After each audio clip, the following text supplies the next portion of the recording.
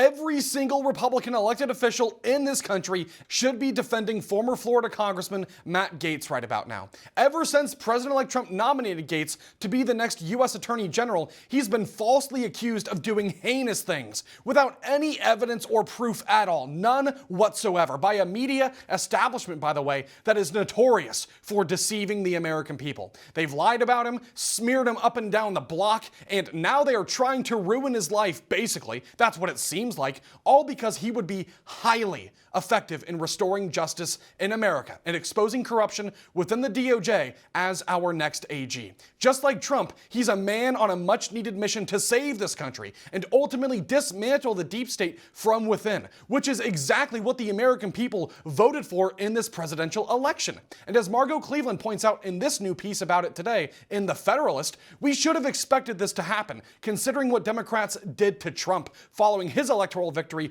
over crooked Hillary back in 2016.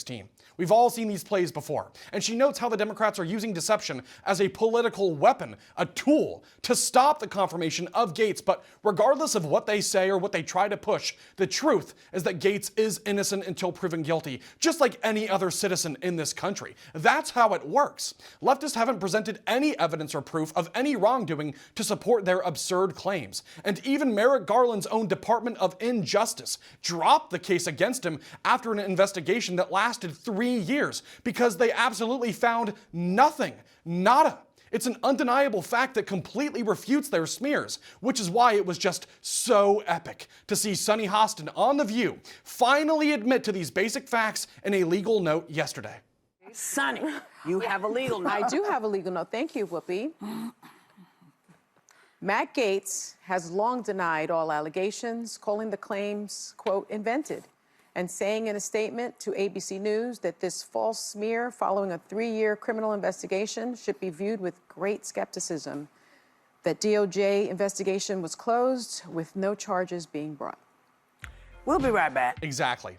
That's right. Those clowns can spew nonsense all day long and all night long too, but it doesn't change the truth for a moment, and it shouldn't change anything for Republican lawmakers in the House or the Senate. Gaetz is the only man for the job because not only is he extremely intelligent and dedicated to Trump's mission, he also has directly experienced the DOJ's partisan lawfare firsthand, and he's ready to stop it once and for all. Joining us now to discuss is Richard Manning, the president of Americans for Limited Government. Richard, thank you for joining us today. Thanks for having me, Riley. Absolutely. So what do you make of all the controversy surrounding Matt Gaetz right now and all of these attacks coming from partisan Democrats? It's a typical smear campaign. As you stated, Biden's DOJ, which showed no reticence to engage in political prosecutions, couldn't justify one against Matt Gaetz. Matt Gaetz is the right guy because I was there. He went to the D.C. jail early on to check on the welfare of the J6 defendants, the J6 prisoners who were in there, when there were terrible stories of being isolation and other abuse of being heaped upon them. Matt Gaetz was one of 5 members of Congress who marched down to that jail and demanded to see those prisoners. And oh, by the way, the people who ran the D.C. jail refused them entry. He understands how deep this runs. He's fought against it. He's confronted Christopher Wray on his abuses, and he's the right guy to clean this out because he's got nothing to lose. He knows where the bodies are buried, and he knows what's at stake. Absolutely. Everything's at stake. The rule of law, the future of this country, the Constitution. Absolutely. So I want to ask you, should he be confirmed or be appointed via recess, which I actually want to ask you about that because I'm sure you've heard about the reports that even if he doesn't go through a traditional Senate confirmation, there is a section of the Constitution, I believe Article 2, Section 2, Clause 3, that says under certain circumstances, you could do a recess appointment. We've seen this from previous presidents, Bill Clinton, Barack Obama, George Bush. What do you make of that idea? Well, it is an alternative, and it requires the Senate to agree. I think the House will go out on recess. The question is, will the Senate go out on recess? And a lot of the senators are very reticent to do that because they believe it will take away their advice and consent process. Now, I want to remind all the watchers, all the viewers, all the listeners that there's a very simple fact here. These same Republican senators who are sitting there expressing concern about Matt Gaetz voted for Merrick Garland. Okay, they voted for Merrick Garland, the guy who is engaged in the mass weaponization of the DOJ. And so if you can vote for Merrick Garland, if you can vote for the whole cast of characters that Joe Biden got into his cabinet, under the idea that a president gets to pick his cabinet, then you darn well better allow Donald Trump to pick his. Absolutely. Thank you for bringing that fact to light again, because I had even forgotten about that, but it explains so much, doesn't it? So I'd like to ask you, assuming that we get Matt Gaetz in as the next AG, where do you think he should start? Well, there's a lot of work to do. It's my hope that there will be pardons for the J6 prisoners, at least for a vast majority of them. And I'm hopeful that that will be something that's done out of the White House, and whatever implementation he needs to do, he'll do. Secondly, I think the declassification of documents that President Trump declassified, he subsequently got prosecuted for it, that those declassifications that Donald Trump wants to get done, that those declassifications be forced through the system, and anybody who won't declassify documents that the president demands be declassified be fired immediately. I think he needs to go through and take a look at the careers and find out who's blocking stuff, who are the people who are resistors, and he needs to fire them. Let them sue him and say that he didn't have a right to fire them. But the fact of the matter is, they need to be isolated, they need to be put out of the building, and they need to be replaced.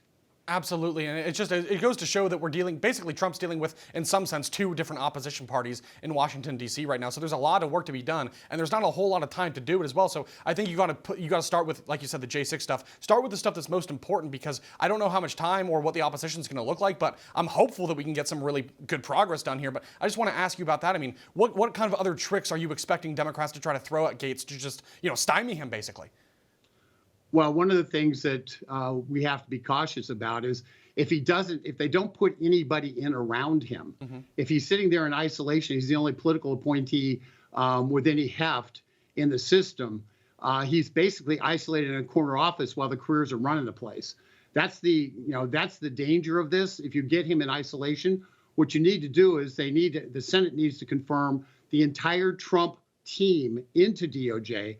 So you hit the ground running. You can uproot the whole civil rights office, which ignores the idea that we shouldn't have illegal aliens voting in our elections, while trying to impact elections around the country from a left perspective. We need to start having a focus on actual civil rights in this country. We need to get rid of the people who are engaged in various environmental attacks on our industries around the country under the Green New Deal. We need to get rid of the people who are pushing DEI and the other discriminatory practices that the Biden administration has come through. So there's a big job to be done.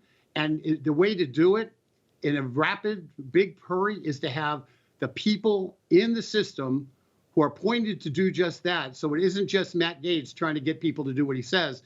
He's got the deputy secretaries and the assistant secretaries in place to implement the plan, Donald Trump's plan for DOJ.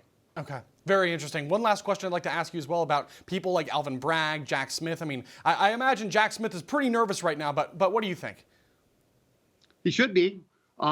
He should be. In fact, a number of people up there should be nervous. And the hoped for result is Matt Gaetz gets confirmed and his team gets confirmed. And a number of these people resign and exit the system. That's the ideal. The really important thing is the memos and the emails that have gone around this weaponization yes. and this continued attempted lawfare from the Department of Justice, both through Alvin Bragg and through Jack Smith, that has to be uprooted. We have to get the details and all the written records on that, find out who was behind it, and if they've broken the law, we need to prosecute them.